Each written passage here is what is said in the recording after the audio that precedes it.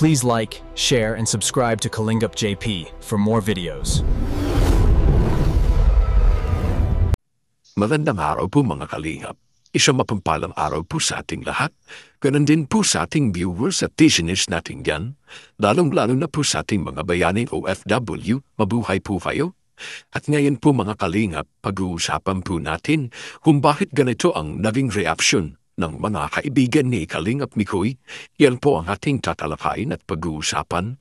At kung bago ka pa lang dito sa aking YouTube channel, maano pong pakilike, share and subscribe para po lagi tayong updated sa mga bagong post patungkol po dito sa Mikis Tandem. At bago po tayo magbigay ng ating komento o opinion, itapusin po natin ang kabuuan ng video. At lagi po natin suportahan ang matubang family, sina Kuya Bal at Kalingap Rob. Ganun din po ang mga nakakasama nila, ang buong team Kalingap, sa araw-araw ng pagbibigay ng saya at tulong. At syempre, mas lalo silang ganahang gumawa ng maraming pagtulong, lalong-lalo na sa ating mga kababayan kapuspalad. Grabe mga Kalingap, nakakagulat at medyo hindi natin inaasahan ang pangyayaring ito. Si Kalingap Mikoy, nakilala natin bilang isa sa pinakamatulungin at masayahing bahagi ng Kalingap family, biglang umabot pala sa puntong nagkaroon siya ng hindi pagkakaunawaan. At hindi lang ito basta simpleng tampuhan. Oo, tama ang narinig nyo, nagkalabuan sila ng isa sa mga mismo sa Kalingap Boys. Ngayon ang tanong, paano nangyari yon at bakit umabot sa ganitong tensyonado at delikadong sitwasyon? Kung iisipin, sanay tayo na nakikita si Mikoy na very chill, kalmado, laging may good vibes. Pero ngayon may kumahalat na usapin na may hindi pala magandang pangyayari na parang ibang imahe ng Kalingap ang ipinapakita. Ang mas nakakaba rito ay may mga nagsasabi na hindi lang basta maliit na tampuhan ito, kundi posibleng may mas malalim na dahilan kung bakit sila nakasamaan ng loob. At isipin niyo na lang, kapag ang dalawang tao na nasa iisang grupo, iisang pamilya at iisang misyon na pagtulo ay nagkaroon ng bitak sa samahan, hindi ba't masakit at nakakahabayuan para sa mga sumusuporta? Parang anytime, pwede itong lumala. Kaya ang mga supporters na yun ay nahati, yung iba ay kinakabahan, baka ito na ang simula ng pagkakawatak ng grupo. Yung iba naman, umaasa na maayos agad bago pa humalat ang malaking espekulasyon. Pero hindi natin maitatanggi ang bawat galaw, ang bawat salita at bawat body language nila kapag magkasama ay sinusuri ngayon ng netizens. Ngayon, heto ang pinakamatinding tanong. Kung talagang may hindi pangyayari, sino ang dapat magsalita? Si Mikoy ba o yung kabilang panig sa Kalingap Boys? At higit sa lahat, hanggang saan hahantong ito kung hindi agad na ayos? Mga Kalingap, hindi natin alam kung ano nga ba ang nangyari sa nakaraan. Pero isang bagay lang ang malinaw. Kailangan ang problema ay nire-resolve agad. Hindi lamang para sa samahan na nakataya, kundi pati ang tiwala ng mga taong sumusuporta sa kanila araw-araw. Kaya ngayon mga Kalingap, sabay-sabay nating alamin at tuklasin kung ano nga ba ang totoong naganap sa pangyayaring ito. Sabi, oo. Naalala ko Papa John, so kung hindi ko alam kung okay lang sabihin na humihingi tayo ng dumating yun sa point na nag-sorry ka sa akin, nag-sorry ako sa iyo. Kasi yun sa nangyayari nga sa mga supporters namin na ganun nga. Pero sa hindi nakakaalam, sobrang close talaga kami ni Papa John. Oh, pero I don't know if pwede rin ano hindi to. Parang somehow kasi guys, parang nagkaroon kami ng, ewan ko, konting distant lang.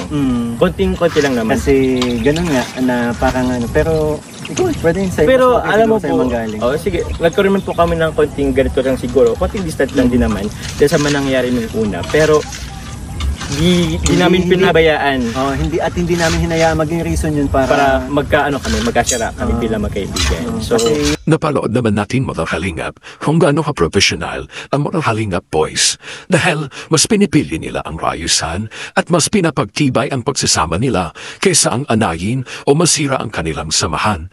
Pero teka, hindi pa nagtatapos ang lahat dyan. Dahil may nagsasabi na si Mikoy daw ay may ugaling mayabang. Na di umano, nagbago na raw siya. At mas masakit pakinggan, tinawag po siyang mayabang nang hindi malaman kung supporter niya ba o naninira lamang sa kanya. Dano nga ba katotoo ang mga salitang ito? At bakit parang biglang lumalabas ngayon? Alam natin si Mikoy, mulat sa pool. Nakilala siya bilang masayahin, approachable, at higit sa lahat palaging handang tumulong. Maraming beses na niyang pinatunayan na hindi siya basta content creator lang. Isa siyang tunay na kaibigan at kakampi ng mga taong nangangailangan. Kaya ngayong may isyong nagbago na raw siya, hindi mo maiwasang mapaisip, baka haka-haka lang ito o may pinaguhugutan talaga. Ngunit, ito ang mas nakakaintriga sa kabila ng mga akusasyong mayabang at nagbago na, nananatili pa ring buo ang tiwala at pagmamahal sa kanya ng kanyang mga tunay na kaibigan. Sila mismo ang nagsasabi, hindi nagbago si Mikoy. Para sa kanila, mas kilala nila ang pagkatao nito, isang mabuti at maasahan at may pusong handang magbigay kahit wala na para sa sarili. Kung niisipin mo, ganito ang realidad. Sa mundo ng social media, madali tayong magbigay ng hatol base sa ating mga naririnig o nakikitang mga clips. Pero yung mga tao talaga nakakasama niya, araw-araw. Sila ang mas may alam kung ano nga ba talaga sa likod ng kamera si Kalingap Mikoy at sila mismo ang nagtatanggol sa kanya. Ngayon, iisipin din natin, bakit nga ba may mga ganitong balita? Ingay lang ba ito ng selos, kompetisyon, o simpleng hindi pagkakaintindihan?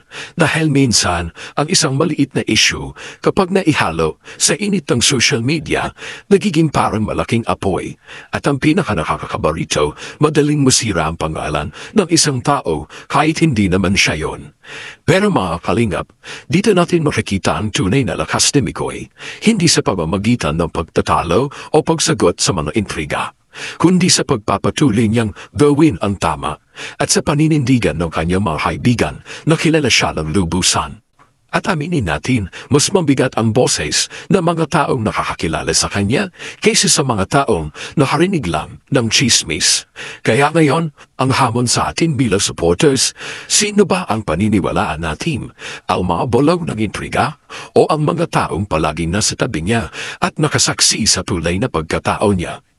Mga kalingap, isa lang ang malinaw, kahit gaano karami ang bumatikos, kahit anong isyu pa ang ibato, para sa mga kaibigan niya, si Mikoy ay nananatiling mabuting tao, maasahan at totoo.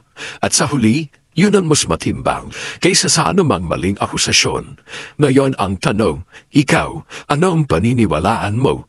Nagbago nga ba talaga si Mikoy o nananatili pa rin siyang parehong minahal ng kanyang mga supporters? Sabay-sabay nating alamin kung ano nga ba ang reaksyon ng isa sa kanyang mga kaibigan tungkol sa pangyayaring ito. Naging kalingap ka, boss. Maraming nagsasabi or may mga narinig ako sa mga comments, diba? Mayabang na si Mikoy, ang yabang ng dating, ang yung basta parang nagbago yata, nagbago ka daw.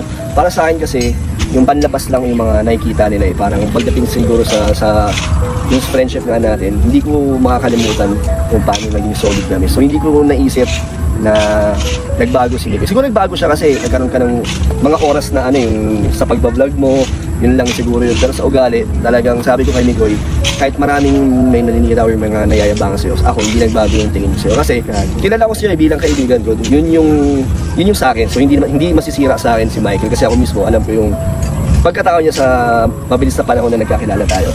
Parang nakilala kita. Solid nga, boss. Talagang legit yun.